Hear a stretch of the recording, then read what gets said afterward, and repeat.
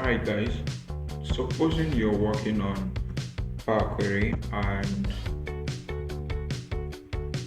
so you know how to get to powerquery. Go to your data tab, go to from table or range if this is your table, select OK and powerquery loads. And one beautiful thing about powerquery is that it allows you to see the first 1000 rows, so it makes it easy for you to see data concerning the first 1000 rows. So you know that they're 98% valid, 22% empty. However, you would want to see for your total data set. With this data we had over 50,000. So to see for the complete total data set, you go to this option here, column profiling based on top 1000 rows.